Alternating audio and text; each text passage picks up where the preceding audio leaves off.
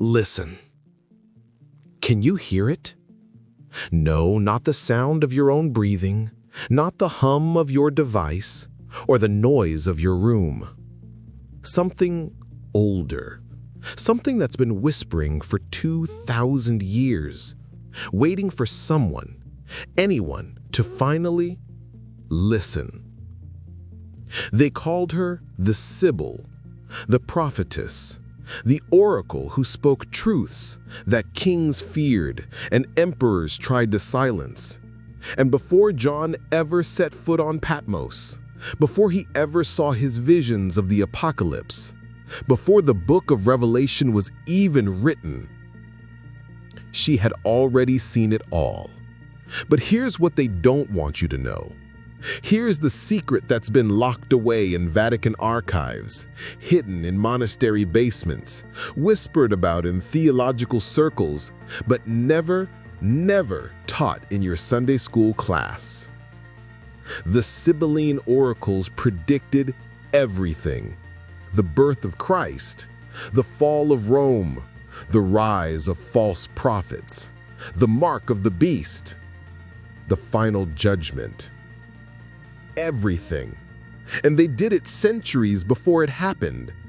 But if these prophecies are real, if they're accurate, if they've been warning us all along, then what else did the Sibyl see that we're not being told? Stay with me. What you're about to discover will change everything you thought you knew about biblical prophecy. Picture this: a cave. Not just any cave, but the Oracle of Cumae in southern Italy. It's 600 years before Christ. The air inside is thick with incense and something else. Something that makes visitors' skin crawl. Something supernatural. Deep in the darkness sits a woman. They call her the Cumaean Sibyl. Her eyes see beyond time. Her voice speaks in riddles that take lifetimes to understand. And when she prophesies, the very walls of the cave tremble with the weight of truth. But here's what makes your spine tingle. She wasn't the only one. History records at least 10 Sibyls scattered across the ancient world. The Delphic Sibyl in Greece, the Eritrean Sibyl in Asia Minor, the Tiburtine Sibyl in Rome, the Persian Sibyl in the East. Each one a prophetess, each one speaking truths that terrified the powerful. But the Sibyls weren't pagan charlatans or demon-possessed mediums like you've been told. No. The early Christian fathers, men like Augustine, Clement of Alexandria, Lactantius, they believed the Sibyls were genuinely inspired, that God had given these pagan women glimpses of his plan before he revealed it to his chosen people. Think about that. God speaking through pagans, truth flowing through unexpected vessels, prophecy existing outside the boundaries of what we consider acceptable revelation. And everything they said, everything these women spoke in their caves and temples and sacred groves was recorded, written down, compiled into what we now call the Sibylline Oracles. 15 books, thousands of prophetic verses, predicting the rise and fall of empires, natural disasters, moral corruption, divine judgment, and most terrifying of all, the end of the world.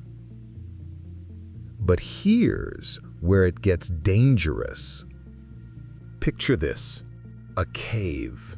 Not just any cave, but the Oracle of Cumae in southern Italy. It's 600 years before Christ. The air inside is thick with incense and something else. Something that makes visitors' skin crawl. Something supernatural. Deep in the darkness sits a woman. They call her the Cumaean Sibyl. Her eyes see beyond time. Her voice speaks in riddles that take lifetimes to understand. And when she prophesies, the very walls of the cave tremble with the weight of truth. But here's what makes your spine tingle. She wasn't the only one. History records at least 10 Sibyls scattered across the ancient world. The Delphic Sibyl in Greece, the Eritrean Sibyl in Asia Minor. Let me ask you something. If these prophecies were so powerful, if they convinced pagans to convert, if they proved Christianity's truth to the ancient world, why don't you know about them? Why aren't they taught in seminary? Why aren't they preached from pulpits? Why were they slowly, methodically, deliberately erased from Christian consciousness? The answer is as disturbing as it is simple. They revealed too much. You see, the Sibylline Oracles didn't just predict comfortable truths. They didn't just prophesy about Jesus' love and grace and salvation. They went further, darker, deeper into the mysteries that the institutional church decided you shouldn't know. Listen to what the third Sibylline Oracle says, and I'm translating from the original Greek here. And then shall the Hebrews have respite from their grievous woes, when the eternal King shall make the sun stand still at midday, as once he did for Joshua. And then shall a virgin bear in her womb the light that shall illumine all nations, though she knows not man. A virgin birth, predicted by a pagan prophetess, centuries before Mary ever whispered yes to the angel Gabriel. But it gets stranger. Now, Book 8 of the Sibylline Oracles describes a coming judgment so detailed, so specific, so terrifyingly similar to John's revelation that early scholars believed the Sibyl and John were seeing the same vision from different windows. She spoke of a beast rising from the sea with 7 heads, a false Messiah who would deceive the nations, a mark placed on the right hand or forehead, economic collapse tied to spiritual apostasy, fire falling from heaven, stars falling like figs from a tree, the moon turning to blood. Are you starting to see the problem? Let me ask you something. If these prophecies were so powerful, if they convinced pagans to convert, if they proved Christianity's truth to the ancient world, why don't you know about them? Why aren't they taught in seminary? Why aren't they preached from pulpits? Why were they slowly, methodically, deliberately erased from Christian consciousness? The answer is as disturbing as it is simple. They revealed too much. You see, the Sibylline Oracles didn't just predict comfortable truths. They didn't just prophesy about Jesus' love and grace and salvation.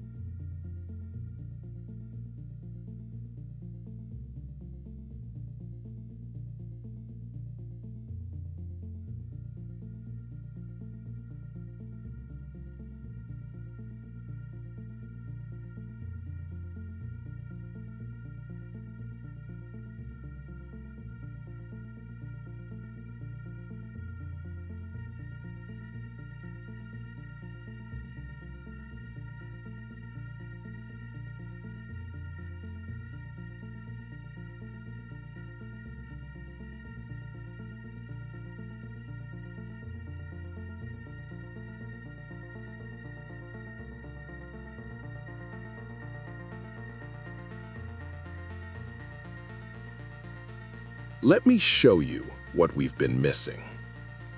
Sibylline Oracle Book 2 contains a passage that didn't make sense to ancient readers. But to us, to those of us living in this moment of human history, it's terrifyingly clear. But when Rome shall rule over Egypt, guiding her with the scepter. Then shall the mightiest kingdom of the immortal King appear among mankind, and a holy prince shall come to wield the scepter over all the earth for all ages of time. Rome did conquer Egypt in 30 BC when Octavian defeated Cleopatra. And what happened shortly after? Jesus was born, the Holy Prince, the Eternal King, right on schedule, just like the pagan prophetess said. But that's not the passage that should keep you awake tonight. Listen to this one from Book 8, written, scholars agree, somewhere between 150 and 200 BC. And then the world shall see a terrible sign, when the lawless one shall come, bringing deception to mankind, claiming to be God himself, performing signs and wonders, and many shall be deceived. The Antichrist, the man of lawlessness, the final deceiver. Predicted by a pagan prophetess 700 years before Paul wrote about him in 2 Thessalonians. But here's where your blood should run cold. The Sibyl didn't just predict that he would come, she described how he would rise to power. And her description matches our modern world so perfectly that it feels less like ancient prophecy and more like breaking news. She said he would rise through economic manipulation, creating a system where no one could buy or sell without his approval, control information, using technology that would seem like magic to ancient eyes, demand worship through images that could speak and move as if alive, promise peace while secretly preparing for global destruction. Does any of this sound familiar? The Sibyl saw artificial intelligence. She saw digital currency. She saw surveillance states. She saw the technology that would make the mark of the beast not just possible, but inevitable. And she tried to warn us. But we weren't listening. We were too busy dismissing her as a pagan myth, too busy protecting our comfortable interpretations of Revelation, too busy maintaining our theological boundaries to hear the warnings that God had been broadcasting through unexpected channels for millennia. There's one more prophecy I need to tell you about, one that makes everything else pale in comparison. Sibylline Oracle, Book 3, lines 776 to 808, written approximately 140 BC. The Sibyl describes the final judgment, the end of all things, and she includes a detail that appears nowhere in the canonical apocalyptic texts of the Old Testament. She describes the mark. Listen. And they shall bear upon their foreheads and upon their hands the mark of the beast, and no man may buy or sell save he that hath the mark. And the mark shall be their doom, for they shall be cast into the lake of fire that burns forever. This is not a vague prophecy. This is not symbolic language. This is a specific, detailed technical description of the mark of the beast, written in Greek, by a pagan prophetess in 140 BC, nearly 240 years before John wrote Revelation. Now tell me, how is that possible? There's a pattern here, a convergence, something that suggests the Sibylline Oracles weren't just random prophecies scattered through history. They were preparation. Think about God's strategy. He gave the law to Moses. He gave prophecy to the Hebrews.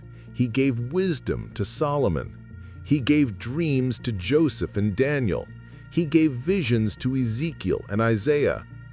And then he gave warnings to pagans. Why? Because when judgment comes, no one will be able to say they weren't warned. The Jews had their prophets, the Christians had their apostles, and the Gentile world, the vast pagan masses who never read Torah or heard a Hebrew prophet, they had the Sibyls. God's mercy is so vast, so comprehensive, so determined to reach every corner of humanity, that he spoke through vessels the religious people would never accept. And he did it in a way that couldn't be dismissed as Jewish propaganda or Christian invention. The Sibylline Oracles were written by pagans, for pagans, preserved by pagans, and quoted by pagans. Until Christians discovered them and realized, wait, this prophecy about the virgin-born Son of God who will judge the living and the dead, this was written before Jesus was born? The early church saw it clearly. The Sibyls were part of God's cosmic warning system, evidence that he had been preparing the entire world, not just Israel, for the coming of Christ. But somewhere along the way, we lost that vision. We decided prophecy had to stay inside approved channels. We built theological walls around revelation. We said, God speaks only through these people, in these ways, using these methods. And in doing so, we silenced the very warnings we needed most. Here's what keeps me awake at night. The Sibylline Oracles contain prophecies that haven't been fulfilled yet. Events that match end-time scenarios in Daniel and Revelation, but include additional details. Warnings that specify timing in ways that make scholars nervous. And some of those unfulfilled prophecies are about our generation. Book 5 speaks of a time when knowledge shall increase beyond measure, and man shall play God with the building blocks of life. Written 2,000 years before genetic engineering, before CRISPR, before AI. Book 7 describes artificial minds that think without souls, leading humanity to worship intelligence without wisdom. Written long before anyone could imagine what we now call machine learning. Book 12 is the one that truly terrifies.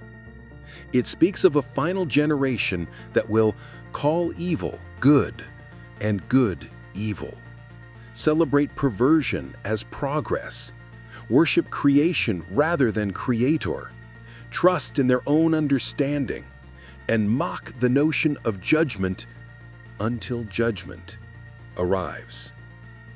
Does this sound like any generation you know? The Sibyl saw us.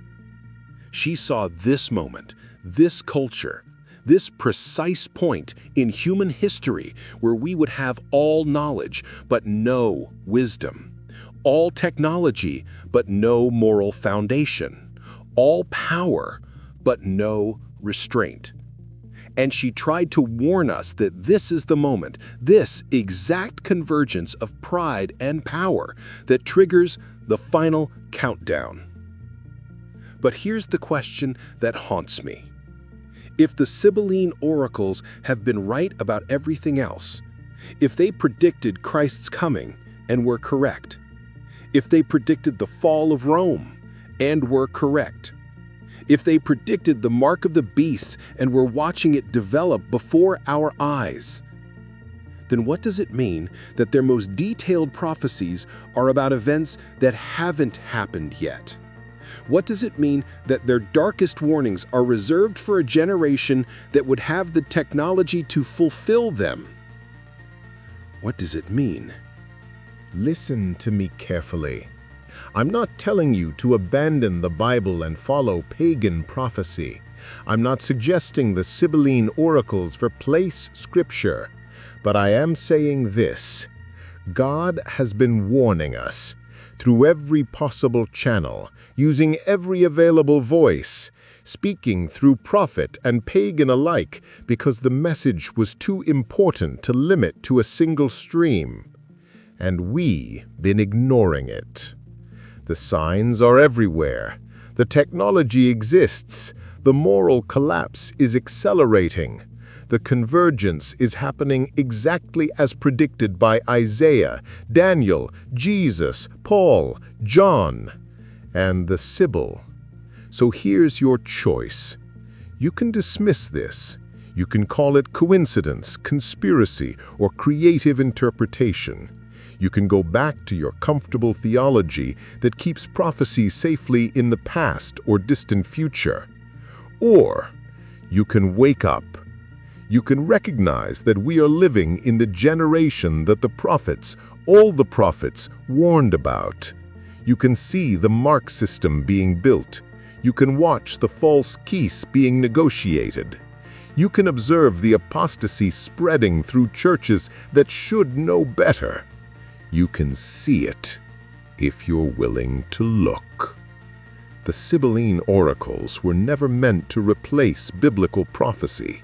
They were meant to confirm it, to prove that God's warnings echo through every culture, every language, every unexpected voice, so that when the end comes, when the final judgment falls, when the prophecies reach their ultimate fulfillment, no one, not Jew, not Christian, not pagan, not atheist, not anyone, will be able to stand before the throne and say, "I didn't know," because you were warned.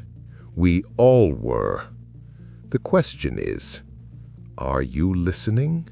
If this revelation has shaken you awake, if you're seeing the patterns hidden in plain sight, then you can't keep this to yourself. Subscribe now to Gospel Light Africa. Hit that notification bell because we're uncovering prophecies that are unfolding in real time, and you need to be among the first to know what's coming next. Share this video with someone who needs to hear it. Drop a comment telling us which prophecy shocked you most. What signs are you seeing? We're building a community of truth seekers who refuse to be caught sleeping when these prophecies reach their fulfillment.